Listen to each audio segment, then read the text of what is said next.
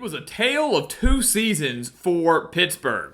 The Panthers got off to a hot start, 7-0, as high as number 18 in the country, and then lost 6 straight games. 7 straight wins to 6 straight losses, finished the year at 7-6, concluding with that thrilling 6 overtime loss to Toledo in their bowl game. But now they're looking to bounce back in a big way.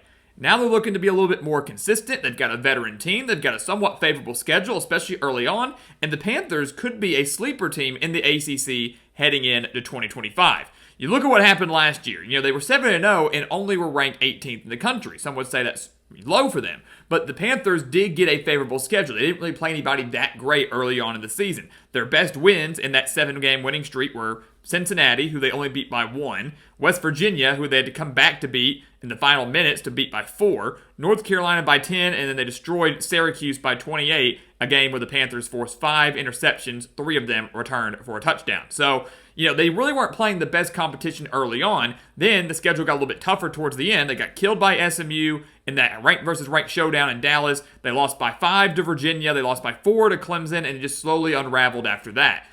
Injuries, of course, played a role in that, but still, never good to lose 6 straight games after such a hot start. But coming into this year, I have a lot of faith in Pittsburgh. The offense, especially, looks to be pretty decent. Cade Bell did a phenomenal job as the new offensive coordinator last year, improving the Panthers from 20.2 points per game in 2023 to 32.9 in 2024. So over 12 points per game difference with the addition of Cade Bell. So that was huge. Also went from 318 yards per game to 409. So the offensive coordinator was a big role, but so was Eli Holstein, who, when healthy, is one of the better quarterbacks within this conference. And that was a major issue for Pittsburgh's struggles down the stretch. Holstein was healthy early on, then started battling injuries and was in and out of those final 6 games, never really was 100%, and that was a major reason for their offensive struggles and a major reason for that massive losing streak. But last year, threw for over 2,200 yards, 17 touchdowns, just 7 interceptions, rushed for over 300 yards and 3 touchdowns, but again, missed a lot of time in the back half of the season. So if he can stay healthy for an entire season, I think the sky's the limit for this offense. Their running back, Desmond Reed, does return, rushed for over 900 yards last year, close to 1,000 actually, had 5 rushing touchdowns, and was a phenomenal pass-catching running back, over 575 reception yards, 4 touchdowns. So he is a kind of a do-it-all back, the do-it-all player, the security blanket for Pittsburgh, not just running the ball, but as a pass-catching threat as well. Their wide receiver, Kenny Johnson, who had over 500 yards, he returns. Raphael Williams, who had 5 touchdowns last year, he returns. They've got some talent coming back at wide receiver. Even though they lose Muntfield, they've got some talent back at wide receiver. They've got talent at quarterback. They've got talent at running back. The offensive line is the only thing you kind of want to watch out for. They had 3 transfers up front, 78 career starts, gave up 43 sacks last year, though. So they've got to do a better job protecting their quarterback and keeping him healthy. Defensively, I really, really like this Pittsburgh defense. Typically, they've been pretty strong. For years and years and years, the Panthers have been really good at creating pressure on opposing quarterbacks. 2023, they took a minor step back, got back to form in 2024. 41 sacks last year, and now they have 8 starters returning. The defensive line is led by Jimmy Scott, who had 6 sacks last year. You have Sean Fitzsimmons up front as well, a defensive line that only allowed 113 rushing yards per game. The linebacking core is without a doubt the strength of the team, one of the best linebacking cores in the nation. Kyle Lewis is back, 101 tackles, 7 sacks last year, and also 4 interceptions, so just a ridiculous stat line for Lewis last year. He returns in that core. Rasheem Biles returns, who had 82 tackles and 6 sacks last year. And Braylon Lovelace had 53 tackles and 4 sacks. So Lewis, Biles, Lovelace, all those guys in that linebacking core, really, really good. This Pittsburgh front 7, that defensive line and linebacking core period, I think could be one of the best in this ACC conference. I really, really do. That's how good this Pittsburgh defense is. The thing they've got to improve upon is their secondary. They gave up 265 passing yards per game, but Rashad Battle does return. Javon McIntyre does return. So a little bit more experience back there. Should improve a little bit on those numbers. But if they can continue to create pressure, if they can continue to shut down opposing run games, I think the secondary, knowing that's all their opponent can do, can show up and deliver. You take a look at the schedule for Pittsburgh, I really do think it's pretty favorable up until the latter part of the year. Like, if you look at the end of the year, Notre Dame, Georgia Tech, Miami, that's a brutal way to end the season. 3 really good teams. But outside of that, they don't have many tough games for about the first 2 months of the season. mean, yes, the backyard brawl at West Virginia. Louisville won't be easy. At Florida State, at Syracuse, but it could be a lot worse. You're looking at this. They don't play SMU, who destroyed them last year. They don't play Clemson, who they almost beat last year, but I think Clemson will be a lot better. So they've got a decent schedule. Can they make the most of it? Well, I'll tell you right now, I think they start 3-0. And that includes a win in the backyard brawl over West Virginia. Now, that's the 108th backyard brawl meeting. I think a very underrated rivalry in the world of college football. The home team typically does fare well here. Pittsburgh winning last year in comeback fashion, as we mentioned. But the Panthers losing in Morgantown last time, 2 years ago, 17-6. Rich Rodriguez, I think it's a phenomenal hire by West Virginia to bring him back. But he is going to be doing a rebuilding process. The Mountaineers aren't just going to take off and start playing like they did in the later part of Rich Rodriguez's tenure, right? It's going to take time to build this thing up. And a major concern I have for West Virginia this year is their offensive line. A lot of questions up front. They don't have great quarterback play either. But the offensive line is a major concern. Going up against a Pittsburgh defense that's really, really good, knows how to generate pressure, and again, who I think has one of the best front sevens in the conference, I think could pose a problem for the Mountaineers. I don't think they're going to be able to move the ball that much against this Pittsburgh defense. And then you've got a veteran quarterback in Eli Holstein who's going to be able to manage this game really well. So I like the odds at West Virginia. I think they win that game. So 3-0 heading into their bye week. And let's go ahead and make them 5-0 before that road game at Florida State, because Louisville is the toughest game between that one and Boston College. They got destroyed by the Cardinals last year, 37-9, but that was on the road. Holstein's hurt. Just so many things kind of going into play there. This year, though, I really think they can beat the Cardinals. It should be noted that the home team between the Cardinals and Panthers has won the last 5. Home team has won the last 5. Louisville winning that one. Pittsburgh pulling off a pretty big upset over an undefeated Louisville team back in 2023, beating them by 17. Pittsburgh also 7-1 in the last 8 games after a bye week. So this is one of those games where I'm expecting the Pittsburgh defense to shut down the run, because we know how good Louisville can be running the football, especially with Isaac Brown. If they can slow him down and force Miller Moss to win the game through the air, and the secondary knows that's what's coming at them, I think they can step up and make the plays when necessary. If you make your opponent one-dimensional, makes the job for the defense a lot easier. And I think that's kind of what's going to happen here at home for Pittsburgh. I think the offense can match Louisville. I think Louisville's got a slightly better offense, but I think Pittsburgh can hang with them and hold their own if it became a shootout or something like that. I think the defense, again, that front seven, can do their job against the Cardinals, and I do think they're going to win this game at home. It's going to be a much closer game than we've seen the last couple years.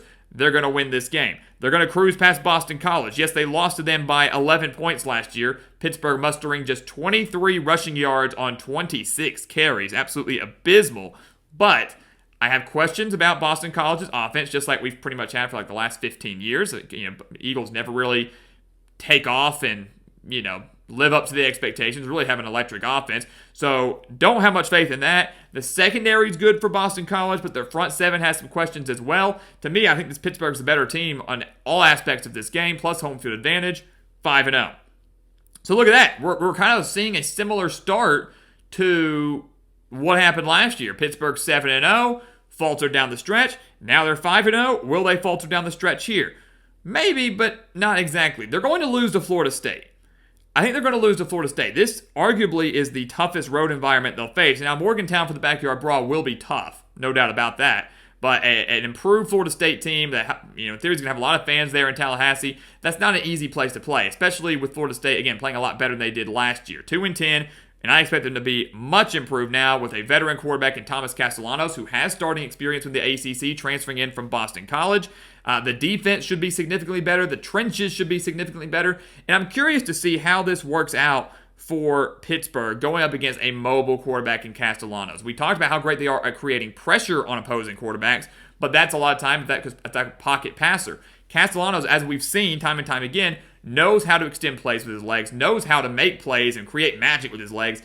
Will they get as many sacks on him? Will they get as much pressure on him when he's able to move the ball that effectively? That's my million-dollar question here. So on the road against a mobile quarterback, probably the most mobile quarterback they'll face up until this point, with an improved Florida State defense, I just lean towards the Seminoles here. Kind of a similar thing here where Pittsburgh's 5-0, people are high on them, but they really haven't played anybody that great up until this point. The first time they play someone tough on the road, they lose, just like last year when they lost to SMU. So they're 5-1, but rest assured, I think they win their next 3. Next 3. Because look, they kind of own Syracuse. They really do own Syracuse. Pittsburgh is 10-2 against the Orange since joining the ACC.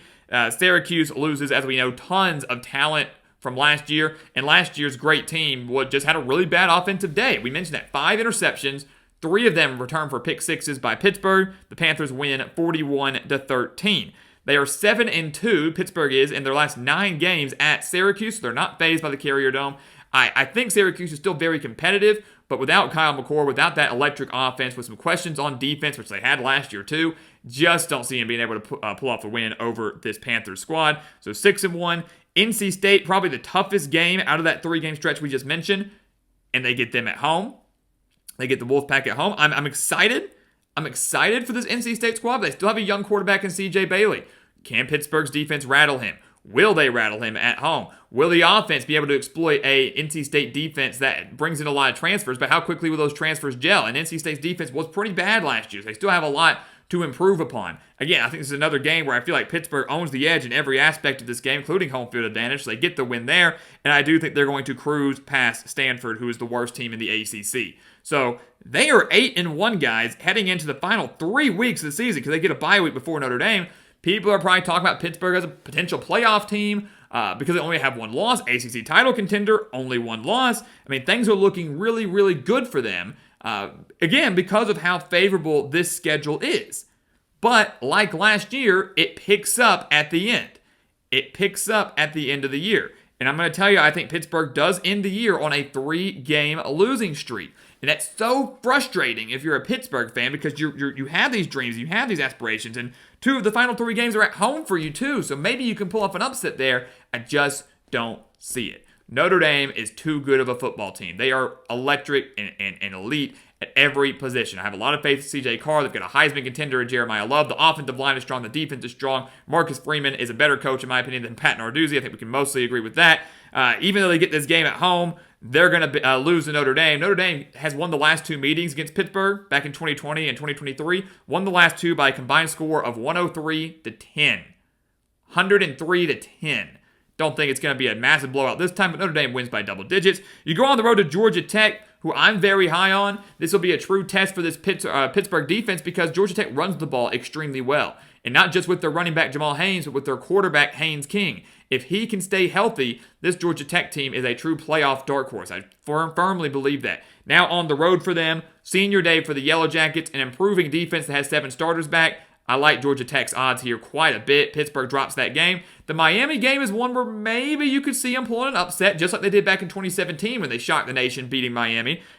It'll be a trendy upset pick for many, but down on their luck, back-to-back losses, Miami potentially fighting for a playoff spot, maybe even an ACC title spot. I don't think they make the same mistake they had last year, which was losing their season finale to a team that they're better than and then costing them everything. I think Carson Beck shows up. This defensive line for Miami is really, really good, and I think it's going to create some pressure and some issues for Eli Holstein. Miami, in a close one, it will be, I think, by 1 possession, finds a way to beat Pittsburgh, and the Panthers we have going 8-4 in 2025. Now, to me, that's a pretty dang good season.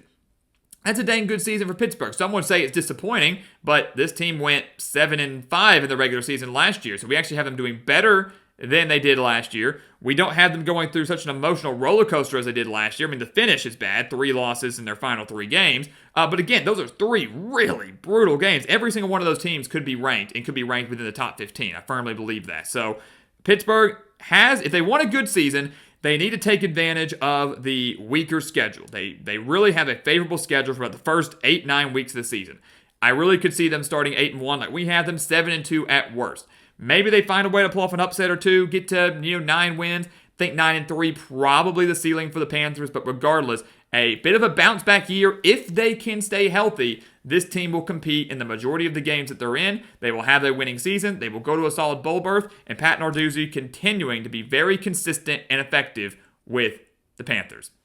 So guys, as always, thank you so much for watching us here at the Gridiron Expert on YouTube. Make sure to continue to like, comment, subscribe, share our videos. Check out everything down in the description below. That includes our website, thegridironexpert.com, home to our expert picks, some of the best college football and NFL spread picks in the entire country. Also home to our weekly newsletters. Do not miss out on those. The link for it down in the description below. Become a member of our GE Nation today. And once again, as always, thank you so much for watching. And we'll see you next time right here on the Gridiron Expert. Yeah.